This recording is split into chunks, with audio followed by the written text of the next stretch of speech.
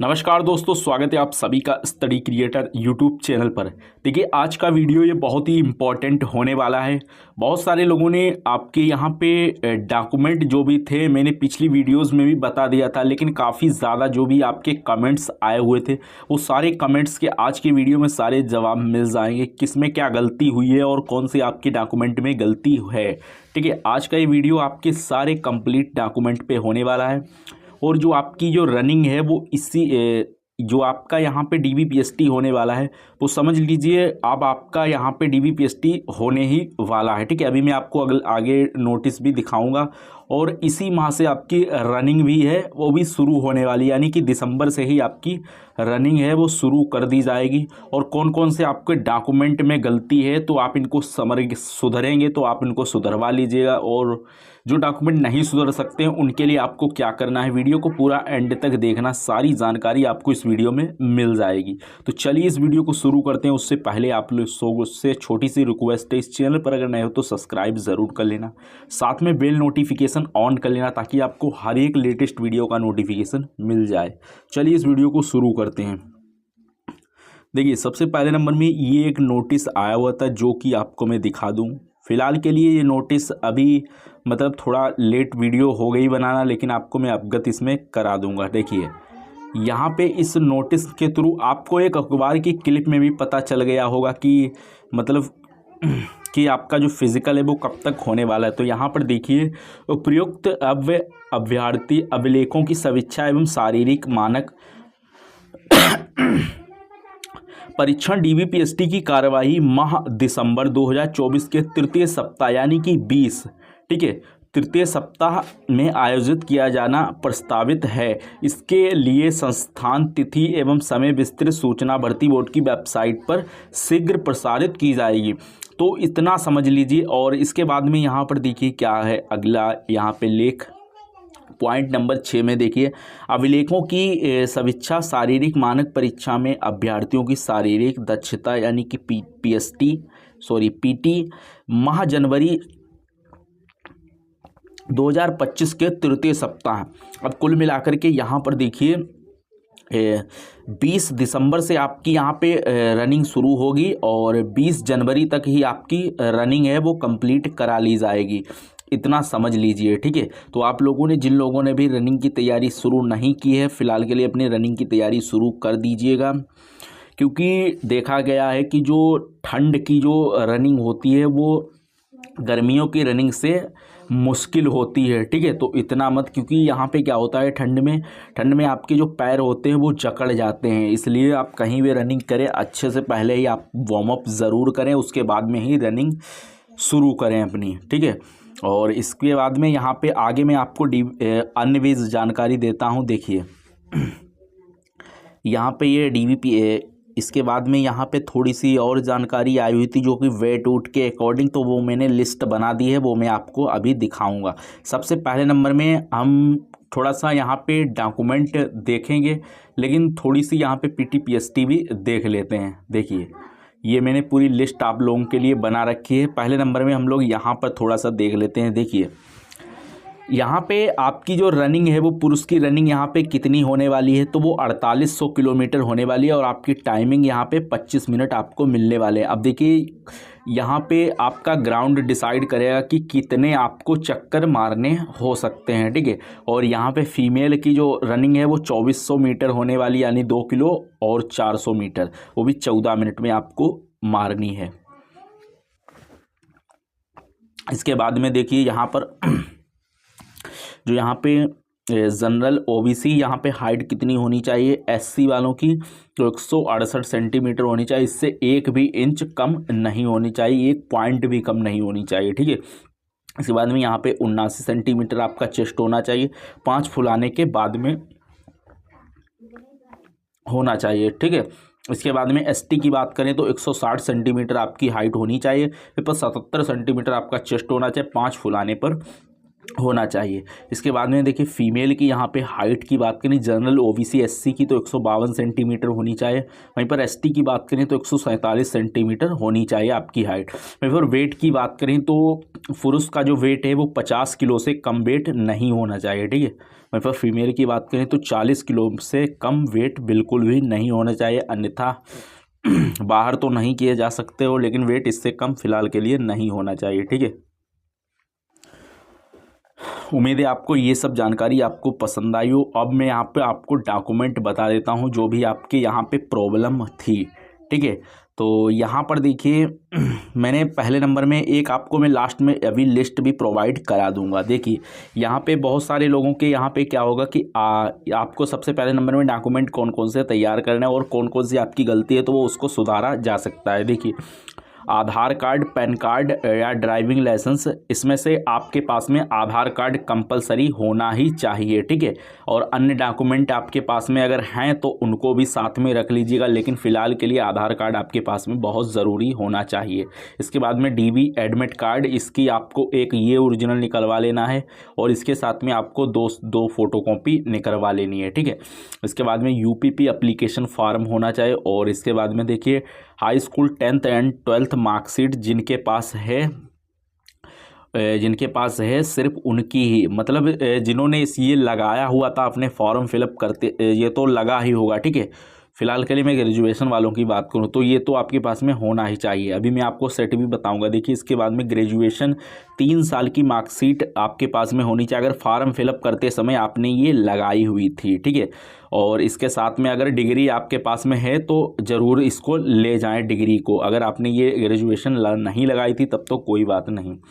इसके बाद में देखिए EWS OBC SC ST certificate और जाति प्रमाण पत्र ये आपके पास में होना चाहिए। वहीं पर मूल निवास प्रमाण पत्र भी होना चाहिए जो भी लोग यूपी से हो।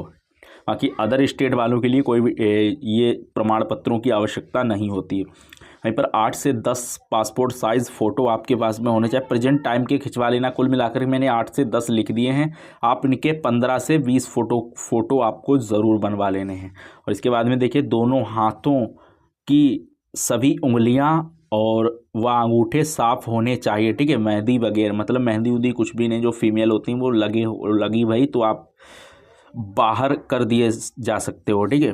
तो कुल मिलाकर के सब कुछ साफ़ सफाई होनी चाहिए। अगर अब अगला यहाँ पर देखिए अगर किसी के माता पिता के नाम में स्पेलिंग में इधर उधर कुछ भी है तो उसको आप सही करवा लीजिए। कुल मिलाकर के जैसे कि आपका जो मार्कशीट में है वही आपके आधार कार्ड में होना चाहिए। और मान लीजिए अगर फॉर्म भरते समय कोई भी त्रुटि हुई है तो आपको उसके लिए एक एफिडेविट बनवाना ज़रूरी है, क्योंकि यूपी में ये सब चलता है। तो आपको ये एफिडेविट मान्य होता है और एफिडेविट आपकी गलतियों के लिए ही होता है, तो आपके पास ये होना चाहिए।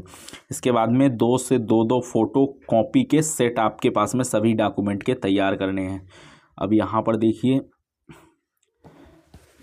नाम के आगे अगर KM लगा हुआ है, जैसे कि जैसे KM लगा मार्कशीट में, आधार कार्ड फॉर्म फिलअप करते उसमें नहीं लगा। जैसे कि मार्कशीट में बहुत सारे लोगों के EMR लगा होता है या फिर KM लगा होता है, ठीक है।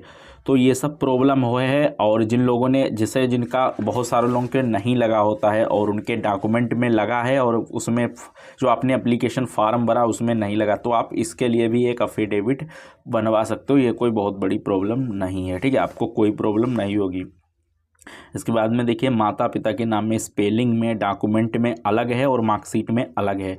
तो आपका जो मार्कशीट में है वही आप अगर आधार कार्ड में अगर थोड़ा बहुत त्रुटि है तो आप अपना आधार कार्ड को संशोधन करा लीजिएगा।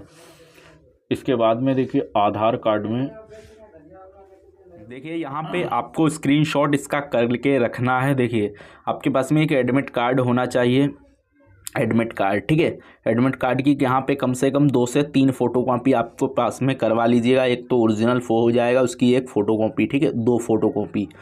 इसके बाद में यहाँ पे आपके पास में फॉर्म का जो प्रिंट आउट होता है, अब आपको इसकी ज़रूरत पड़ने वाली है। अगर ये आपको नहीं डाउनलोड कर पा रहे हो तो वीडियो में कमेंट कर देना, आपको एक प्रॉपर वीडियो बनाकर बता दूंगा, ठीक है। फॉर्म का प्रिंट आउट ये आपके पास में होना चाहिए, ओरिजिनल एप्लीकेशन जो फॉर्म आपने यूपी पुलिस वाला भरा हुआ था। इसके साथ में यहाँ पे आपके पास में इसकी 3 फ़ोटोकॉपी होनी चाहिए। वहीं पर आधार कार्ड ओरिजिनल और इसकी 3 फ़ोटोकॉपी होनी चाहिए, ठीक है। हाई स्कूल और इसके साथ में फ़ोटोकॉपी, यानी कुल मिलाकर जैसा मैंने शुरुआत में आपको बताया था 2 सेट आपको इसके बना लेने हैं। इंटरमीडिएट और जिन लोगों ने अपने फॉर्म में ग्रेजुएशन लगाई हुई थी उनको ग्रेजुएशन ले करके जानी है, ठीक है। इसके बाद में जाति प्रमाण पत्र जो भी होता है जिसका OBC EWS SC ST जिनका जैसा होता है उनको वैसा ही लेकर जाना है, कुल मिलाकर के जैसा आपने फॉर्म में लगाया हुआ था, ठीक है। और इसके बाद में निवास प्रमाण पत्र जो कि मैंने अभी आपको उसमें भी बताया था। यहाँ पर देखिए अपडेटेड फ़ोटो आपके पास में 15 से 20 फ़ोटो आपको बनवा लेने हैं। देखिए चरित्र प्रमाण पत्र आपके पास में स्कूल वाला होना चाहिए, और अगर ये नहीं है तो आप अपने कॉलेज से संपर्क करके इसको बनवा सकते हो, ठीक है। और इसके बाद में चरित्र प्रमाण पत्र ये आपके ग्राम पंचायत से बनता है, ग्राम प्रधान के द्वारा। और इसके बाद में चरित्र प्रमाण पत्र एक पुलिस स्टेशन के द्वारा बनता है, ठीक है। अभी मैं इसका पूरा प्रोसेस आपको बताऊंगा कि कैसे ये चरित्र प्रमाण पत्र पुलिस वाला बनता है, ठीक है। देखिए अब इसके बाद में करेक्शन एफिडेविट ये क्या है। अगर आपने देखिए कोई भी फार्म में गलती करी है आपका, जैसे कि यूपी पुलिस वाला जैसे आपने फार्म आवेदन कराया हुआ था और इसमें मान लीजिए आपने करेक्शन नहीं कर पाई, ठीक है, डेटा चली गई, तो उसमें कोई भी त्रुटि हो रही हो, चाहे वो एड्रेस की हो या फिर कोई नाम की हो या कुछ भी ऐसा हो, क्योंकि फार्म अब तो संशोधन हो नहीं सकता, तो आपको ये करेक्शन एफिडेविट बनवा लेना है कचहरी से, ठीक है। और इसके बाद में मान लीजिए आपने कोई अदर गलती की हो, जैसे कि कोई भी कारण कुछ भी हुआ हो, जैसे आपकी मार्कशीट में त्रुटि हुई हो, जैसे अब वो संशोधन जो कार्य अभी के टाइम आपके पास समय है, जो कार्य आपका संशोधन नहीं हो सकता है, उसके लिए आपको एक एफिडेविट आवश्यकता ज़रूर पड़ेगी, ठीक है। और इसके बाद में मान लीजिए आपकी जो मार्कशीट है इसमें अगर नाम मिसमैच है आधार कार्ड में, क्योंकि आधार ही आपका एक फ़ोटो आइडेंटिटी प्रूफ है, अगर इसमें मान लीजिए आपके कोई भी नाम में अगर त्रुटि है तो आपको करना क्या है, अपना आधार संशोधन करा लेना है। जैसे कि मान लीजिए आपका नाम सही है, ठीक है, और फादर इसमें भी मार्कशीट में सही है, मान लीजिए मार्कशीट में आपके फादर का नाम कुछ ज़्यादा लिखा हुआ है, जैसे कि सरनेम भी उसमें लिखा हुआ है और आधार कार्ड में सरनेम नहीं लिखा हुआ है, तो आपको आधार कार्ड में ऐड करा लेना है, ठीक है। इसमें ऐड हो जाएगा, आधार कार्ड संशोधन हो जाता है। जो भी गलती हो तो आप उसको अभी से ही सुधार लीजिएगा, नहीं तो बाद में प्रॉब्लम होगी। इसके बाद तो वहाँ पे आपको एक इस तरीके का कैरेक्टर सर्टिफिकेट मिलता है। तो बहुत सारे लोगों ने कॉलेज में एडमिशन करा लिया होगा उन्होंने, ठीक है, तो उनका वहाँ पे क्या हुआ, ये जमा हो गया होगा। तो जिन लोगों का जमा हो चुका है तो आप अपना नया भी बनवा सकते हो स्कूल में जा कर के, तो स्कूल वाले बना देते हैं, ठीक है। एक ये तो ये आपके पास में होना चाहिए, और दूसरा आपके पास में कुछ इस तरीके का होना चाहिए, जैसे कि ये है चरित्र प्रमाण पत्र, ठीक है। ये भी एक ये ग्राम प्रधान के द्वारा ये आपका बनता है। अगर आपको चाहिए तो मैं आपको टेलीग्राम पे सेंड कर दूंगा इसको, तो वहाँ से प्राप्त इसको कर सकते हो, ठीक है। ये 2 अलग अलग फॉर्मेट में आता है। इसमें मतलब आपके गांव के बारे में, चरित्र के बारे में, आपका कैसा क्या गांव के प्रति व्यवहार है, तो ये उसके प्रति एक ये होता है, और इसमें हस्ताक्षर हो जाते हैं 2 लोगों के, तो वहीं पर ये काम ख़त्म हो जाता है बस, और इसमें कुछ खास नहीं होता, ठीक है। अब मान लीजिए एक होता है आपका इस प्रकार का, आपका जिस प्रकार से वेटर लगे आप ये दोनों चल जाएंगे, ठीक है। दोनों ये चरित्र प्रमाण पत्र ये भी है और वो भी है। इसमें भी मतलब जैसे कि यहाँ इनका मेरा मतलब, जैसे कि यहाँ पे भी आप देख सकते हो मेरा कोई संबंध नहीं है, मतलब जिनके साइन होते हैं तो वो आपके फैमिली मेम्बर से नहीं होने चाहिए, कोई ऐसे होने चाहिए जिसे गांव के प्रति आपका उनका किस प्रकार से व्यवहार है वो बता देंगे, ठीक है। इसलिए इसमें ये सब लाइनें मेंशन होती हैं।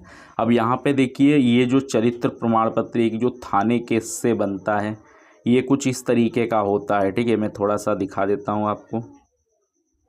ये देखिए ये आपका सबसे पहले नंबर में आपको ऑनलाइन करना पड़ता है, जैसे कि अभी मैं आपको आगे प्रोसेस बताऊंगा। ये आपका आवेदन होता है चरित्र प्रमाण पत्र, ठीक है। केवल 50 रुपये में ये आपका आवेदन हो जाता है, और जब फिर इसके बाद में वेरिफिकेशन होकर कुछ इस प्रकार का ये बनकर आ जाता है। इसके बाद में देखिए ये बनता किस प्रकार से। सबसे पहले नंबर में वीडियो को बस एंड तक देखना, मैं सब कुछ बता दूंगा। देखिए चाहे तो आप गूगल पर जाकर के वहाँ पे आपको सर्च करना है, एक सेकेंड, गूगल पर आप जाकर के वहाँ पे सर्च करना है यूपी पुलिस, अगर यदि यूपी के हो, ठीक है, यूपी पुलिस सर्च करना है तो वहाँ पे वेबसाइट आ जाएगी। तो वेबसाइट में सीधा सेम प्रोसेस है और एप्लीकेशन भी सेम प्रोसेस है। एप्लीकेशन आपको प्ले स्टोर पर जाना है और वहाँ पे यूपी कोप सर्च करना है, ठीक है। एप्लीकेशन को इंस्टॉल कर लेना है इस तरीके से, और यहाँ पर कुछ इस तरीके के इंटरफेस खुलेंगे एप्लीकेशन के, ठीक है।